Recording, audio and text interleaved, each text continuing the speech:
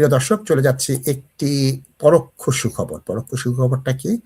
সিরিয়াতে যে শামীমা বেগম আটকে আছেন তাদেরকে কিছু ব্রিটিশ নাগরিক তাদের সন্তানদেরকে ফিরিয়ে আনা শুরু করেছে। কিছু ব্রিটিশ নাগরিক এবং বাচ্চাদের ফিরিয়ে আনা শুরু করেছে। শামীমা বেগমকে নিয়ে আসবে কিনা আমরা জানি না। শামীমা বেগম কুর্দি দখলকৃত এরিয়া থেকে যে সিরিয়ার বর্তমান সরকার আছে তাদের ওখানে নেওয়া হচ্ছে, কাউকে ইরাকে সরিয়ে নেওয়া হচ্ছে, কারণ কি কুর্দিদের ওখানে যুদ্ধাবস্থা চলছে এবং অবস্থাটা খুব একটা ভালো নয়। সুতরাং শামীমা বেগম হয়তো বা ফিরে আসবেন। তার মতো যারা আটকে আছেন 29 জন একটি ক্যাম্পে আছেন, এই 29 জনকে সরিয়ে নেওয়া হচ্ছে এবং এদেরকে এদেশে আনা হবে কিনা সেটা জানা যায়নি। কিছু বাচ্চাদের ফিরিয়ে নিয়ে আসা হচ্ছে এবং অত্যন্ত গোপনে সেই বাচ্চাদেরকে ফিরিয়ে নিয়ে আসা হচ্ছে এবং কিছু অ্যাডাল্ট যারা ট্রাফিকিং এর শিকার হয়েছেন, শামীমা বেগমও কিন্তু ট্রাফিকিং এর শিকার হয়েছিলেন, যদিও এদেশের মিথ্যেবাদী সরকার সেটা স্বীকার করেনি।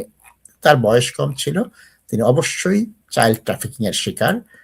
আমরা একটু ওয়েট করি, দেখি যে কোথায় পানি কোথায় গড়ায়, কি অবস্থায় এটা চলে যায়। 10 বছর হয়ে গেল শামীমা বেগম বিলেত থেকে এই বেথলেহেম গ্রিন থেকে সিরিয়াতে গিয়েছে এবং সেখানে আটকা পড়ে আছে এবং বিলেতের প্রায় শীর্ষ খবরে পরিণত হয়েছে শামীমা বেগমের বিষয়টা। An opportunity to grow your business. Do you own a company? Now it's time to take your business to the next level. TV3 Bangla, the leading Bangla media platform in the UK, brings you the chance to sponsor and feature in live programs. Join as a guest and interact live on telephone. Showcase your brand to thousands of viewers.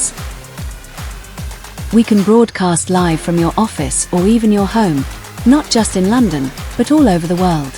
Call us now, +44 7481 047 187. For news, live shows, and expert advice, it's always TV3 Bangla.